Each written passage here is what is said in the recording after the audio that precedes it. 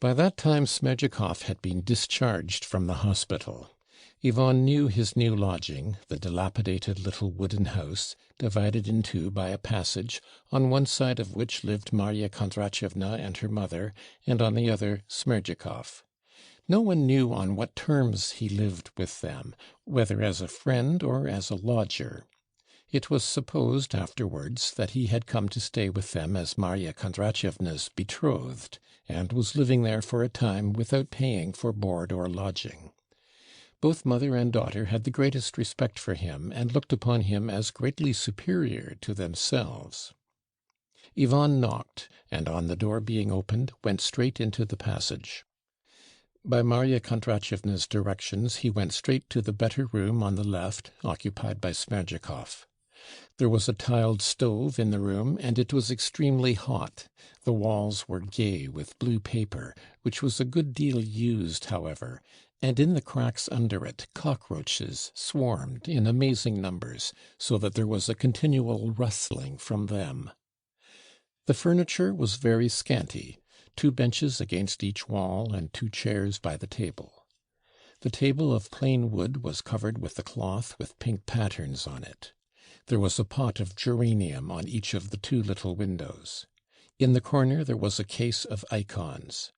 On the table stood a little copper samovar with many dents in it, and a tray with 2 cups. But Smerdyakov had finished tea, and the samovar was out. He was sitting at the table on a bench. He was looking at an exercise book and slowly writing with a pen. There was a bottle of ink by him, and a flat iron candlestick, but with a composite candle. Ivan saw at once from Smerdyakov's face that he had completely recovered from his illness. His face was fresher, fuller, his hair stood up jauntily in front, and was plastered down at the sides. He was sitting in a parti-coloured, wadded dressing gown, rather dirty and frayed, however. He had spectacles on his nose, which Ivan had never seen him wearing before. This trifling circumstance suddenly redoubled Ivan's anger. A creature like that, and wearing spectacles! Smerdyakov slowly raised his head, and looked intently at his visitor through his spectacles.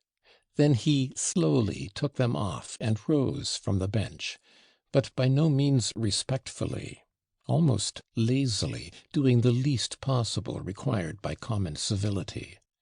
All this struck Ivan instantly. He took it all in, and noted it at once. Most of all, the look in Smerdyakov's eyes, positively malicious, churlish, and haughty.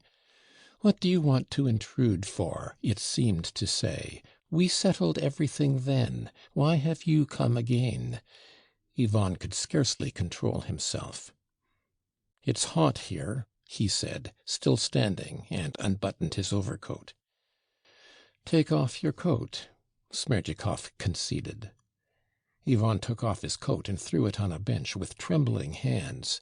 He took a chair, moved it quickly to the table, and sat down. Smerdyakov managed to sit down on his bench before him. "To begin with, are we alone?" Ivan asked, sternly and impulsively. "Can they overhear us in there?" "No one can hear anything. You've seen for yourself. There's a passage." "Listen, my good fellow. What was that you babbled as I was leaving the hospital, that if I said nothing about your faculty of shamming fits, you wouldn't tell the investigating lawyer all our conversation at the gate? What do you mean by all? What could you mean by it? Were you threatening me? Have I entered into some sort of compact with you? Do you suppose I am afraid of you?"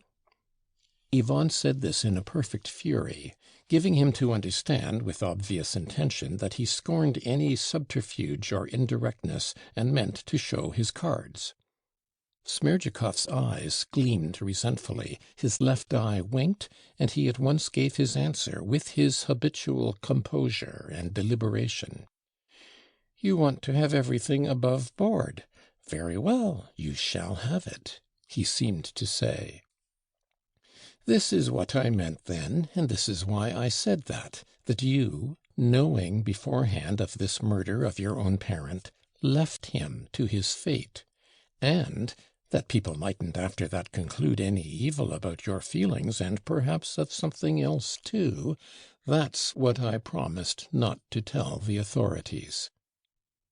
Though Smerdyakov spoke without haste, and obviously controlling himself, yet there was something in his voice determined and emphatic, resentful and insolently defiant. He stared impudently at Ivan. A mist passed before Ivan's eyes for the first moment. "How? What? Are you out of your mind?" "I'm perfectly in possession of all my faculties." "Do you suppose I knew of the murder?" Ivan cried at last, and he brought his fist violently on the table. "What do you mean by something else too? Speak, scoundrel!" Smerdyakov was silent, and still scanned Ivan with the same insolent stare. "Speak, you stinking rogue! What is that something else too?" "The something else I meant was that you, probably too, were very desirous of your parents' death." Ivan jumped up and struck him with all his might on the shoulder, so that he fell back against the wall. In an instant his face was bathed in tears, saying, "It's a shame, sir, to strike a sick man." He dried his eyes with a very dirty blue check handkerchief, and sank into quiet weeping. A minute passed. "That's enough. Leave off," Ivan said peremptorily, sitting down again. "Don't put me out of all patience." Smerdyakov took the rag from his eyes. Every line of his puckered face reflected the insult he had just received. "So you thought then, you scoundrel, that together with Dmitri I meant to kill my father?" "I didn't know what thoughts were in your mind then," said Smerdyakov resentfully, "and so I stopped you then at the gate to sound you on that very point." "To sound what? What?" "Why, that very circumstance, whether you wanted your father to be murdered or not." What infuriated Ivan more than anything was the aggressive, insolent tone to which Smerdyakov persistently adhered. "It was you murdered him?" he cried suddenly. Smerdyakov smiled contemptuously. "You know of yourself for a fact that it wasn't I murdered him, and I should have thought that there was no need for a sensible man to speak of it again." "But why? Why had you such a suspicion about me at the time?" "As you know already, it was simply from fear, for I was in such a position, shaking with fear, that I suspected every one. I resolved to sound you too, for I thought if you wanted the same as your brother, then the business was as good as settled, and I should be crushed like a fly too." "Look here, you didn't say that a fortnight ago." "I meant the same when I talked to you in the hospital, only I thought you'd understand without wasting words, and that being such a sensible man, you wouldn't care to talk of it openly." "What next? Come, answer, I insist. What was it? What could I have done to put such a degrading suspicion into your mean soul?" "As for the murder, you couldn't have done that and didn't want to. But as for wanting someone else to do it, that was just what you did want." "And how coolly he speaks! But why should I have wanted it? What grounds had I for wanting it?" "What grounds had you? What about the inheritance?" said Smerdyakov sarcastically, and, as it were, vindictively. "Why, after your parents' death, there was at least 40,000 to come to each of you, and very likely more. But if Fyodor Pavlovitch got married then to that lady, Agrafena Alexandrovna, she would have had all his capital made over to her directly after the wedding, for she's plenty of sense, so that your parent would not have left you 2 roubles between the 3 of you. And were they far from a wedding either? Not a hair's breadth. That lady had only to lift her little finger, and he would have run after her to church with his tongue out." Ivan restrained himself with painful effort. "Very good. he commented at last. You see, I haven't jumped up, I haven't knocked you down, I haven't killed you. Speak on. So, according to you, I had fixed on Dmitri to do it. I was reckoning on him. How could you help reckoning on him? If he killed him, then he would lose all the rights of a nobleman, his rank and property, and would go off to exile, so his share of the inheritance would come to you and your brother Alexey Fyodorovitch in equal parts, so that you'd each have not 40, but 60,000 each. There's not a doubt you did reckon on Dmitri Fyodorovitch. What I put up with from you! Listen, scoundrel, if I had reckoned on anyone then, it would have been on you, not on Dmitri, and I swear I did expect some wickedness from you at the time. I remember my impression. I thought so, too, for a minute, at the time, that you were reckoning on me as well, said Smerdyakov with a sarcastic grin. So that it was just by that, more than anything, you showed me what was in your mind. For if you had a foreboding about me, and yet went away, you as good as said to me, you can murder my parent. I won't hinder you. You scoundrel! So that's how you understood it? It was all that going to Tchermashnya.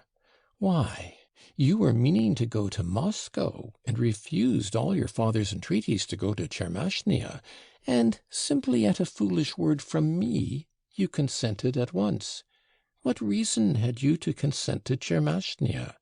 Since you went to Tchermashnya with no reason, simply at my word, it shows that you must have expected something from me. No, I swear I didn't, shouted Ivan, grinding his teeth. You didn't?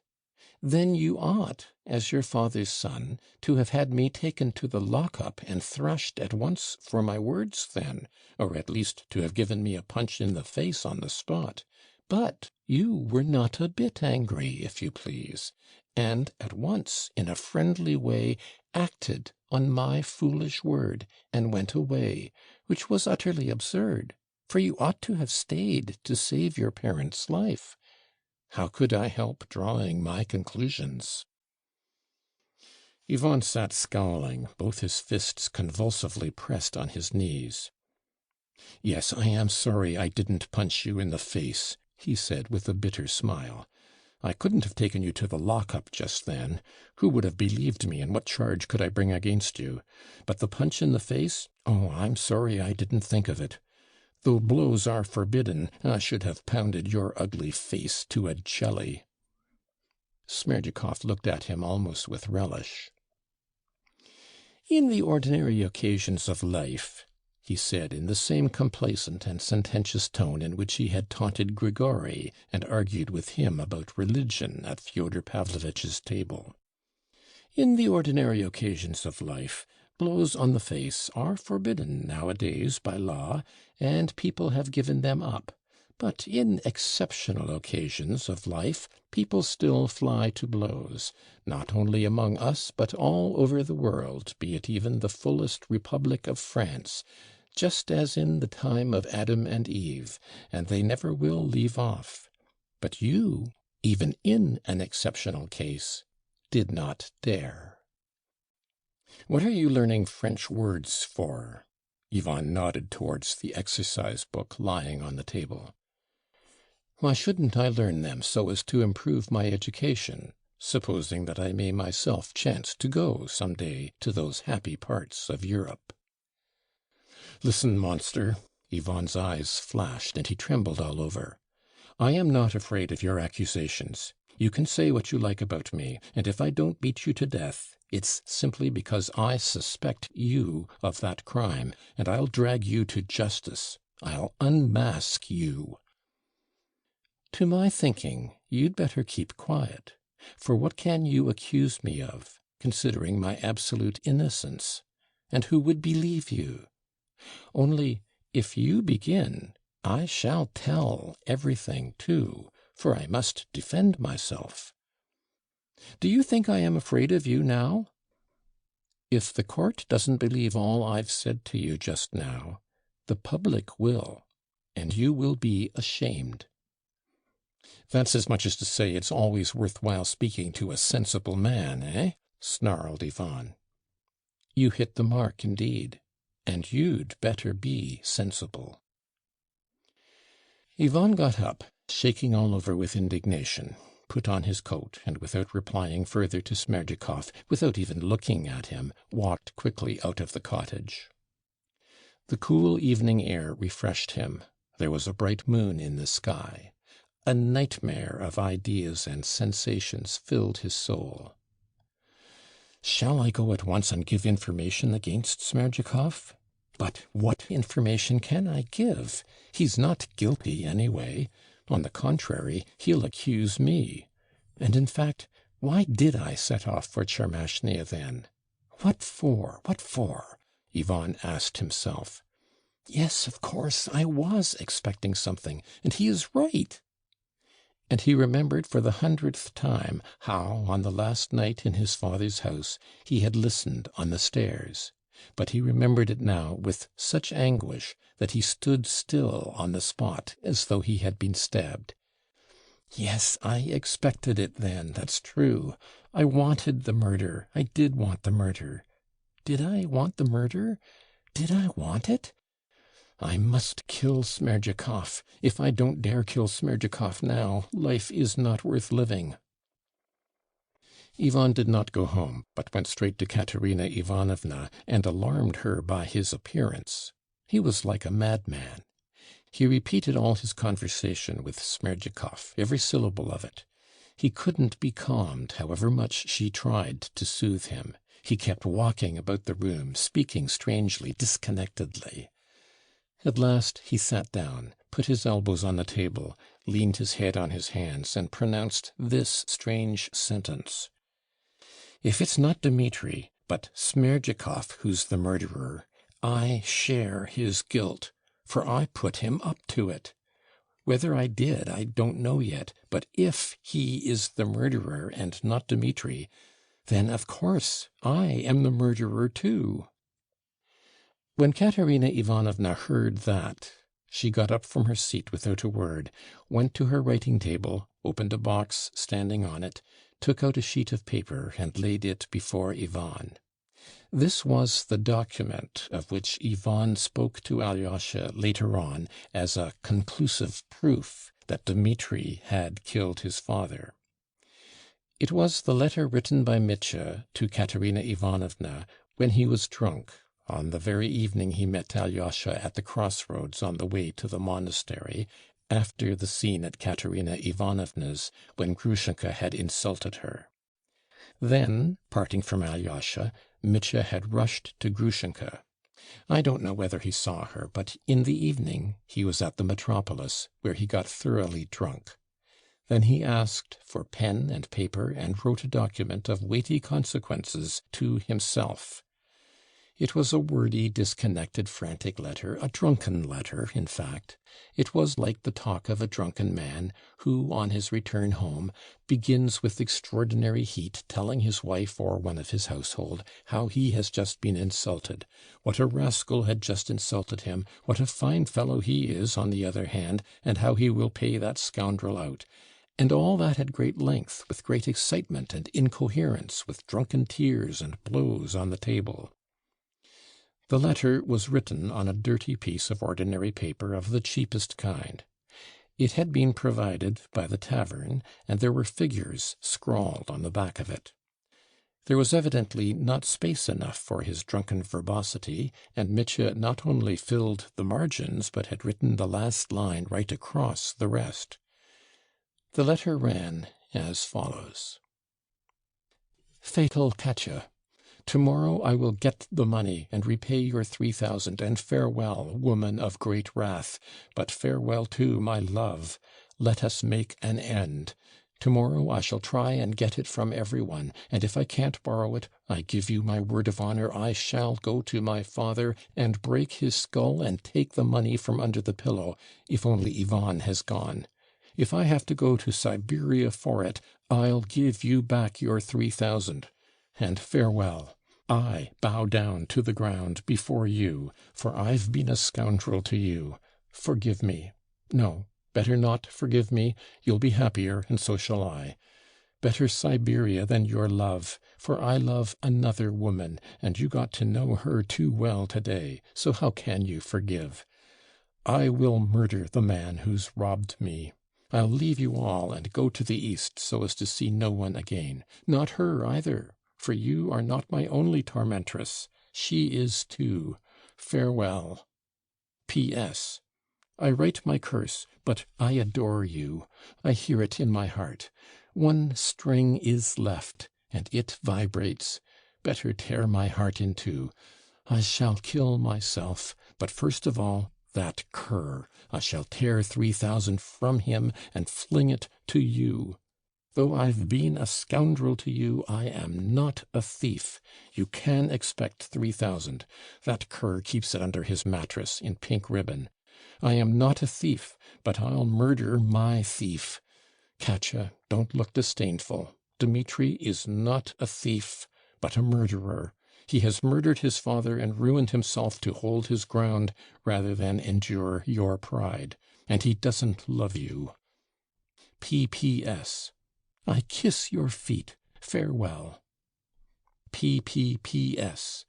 Katya, pray to God that someone will give me the money. Then I shall not be steeped in gore. And if no one does, I shall. Kill me. Your slave and enemy, D. Karamazov. When Ivan read this document, he was convinced. So then it was his brother, not Smerdyakov. And if not Smerdyakov, then not he, Ivan. This letter at once assumed, in his eyes, the aspect of a logical proof. There could be no longer the slightest doubt of Mitya's guilt. The suspicion never occurred to Ivan, by the way, that Mitya might have committed the murder in conjunction with Smerdyakov, and indeed such a theory did not fit in with the facts. Ivan was completely reassured. The next morning he only thought of Smerdyakov and his jibes with contempt. A few days later he positively wondered how he could have been so horribly distressed at his suspicions. He resolved to dismiss him with contempt and forget him. So passed a month. He made no further inquiry about Smerdyakov, but twice he happened to hear that he was very ill and out of his mind. "He'll end in madness," the young Dr. Varvinsky observed about him, and Ivan remembered this. During the last week of that month, Ivan himself began to feel very ill. He went to consult the Moscow doctor who had been sent for by Katerina Ivanovna just before the trial. And just at that time his relations with Katerina Ivanovna became acutely strained. They were like two enemies in love with one another. Katerina Ivanovna's returns to Mitya, that is, her brief but violent revulsions of feeling in his favor, drove Ivan to perfect frenzy. Strange to say, until that last scene described above, when Alyosha came from Mitya to Katerina Ivanovna, Ivan had never once, during that month, heard her express a doubt of Mitya's guilt, in spite of those returns that were so hateful to him. It is remarkable, too, that while he felt that he hated Mitya more and more every day, he realized that it was not on account of Katya's returns that he hated him, but just because he was the murderer of his father. He was conscious of this, and fully recognized it to himself. Nevertheless, he went to see Mitya 10 days before the trial, and proposed to him a plan of escape. A plan he had obviously thought over a long time. He was partly impelled to do this by a sore place still left in his heart from a phrase of Smerdyakov's, that it was to his, Ivan's, advantage that his brother should be convicted, as that would increase his inheritance and Alyosha's from 40 to 60,000 roubles. He determined to sacrifice 30,000 on arranging Mitya's escape. On his return from seeing him, he was very mournful and dispirited. He suddenly began to feel that he was anxious for Mitya's escape, not only to heal that sore place by sacrificing 30,000, but for another reason. "Is it because I am as much a murderer at heart?" he asked himself. Something very deep down seemed burning and rankling in his soul. His pride, above all, suffered cruelly all that month. But of that later. When, after his conversation with Alyosha, Ivan suddenly decided, with his hand on the bell of his lodging, to go to Smerdyakov, he obeyed a sudden and peculiar impulse of indignation. He suddenly remembered how Katerina Ivanovna had only just cried out to him, in Alyosha's presence, "It was you persuaded me of his, that is Mitya's, guilt." Ivan was thunderstruck when he recalled it. He had never once tried to persuade her that Mitya was the murderer. On the contrary, he had suspected himself in her presence that time when he came back from Smerdyakov. It was she who had produced that document and proved his brother's guilt. And now she suddenly exclaimed, "I've been at Smerdyakov's myself." When had she been there? Ivan had known nothing of it. So she was not at all so sure of Mitya's guilt. And what could Smerdyakov have told her? What had he said to her? His heart burned with violent anger. He could not understand how he could, half an hour before, have let those words pass, and not have cried out at the moment. He let go of the bell, and rushed off to Smerdyakov. "I shall kill him, perhaps, this time," he thought on the way.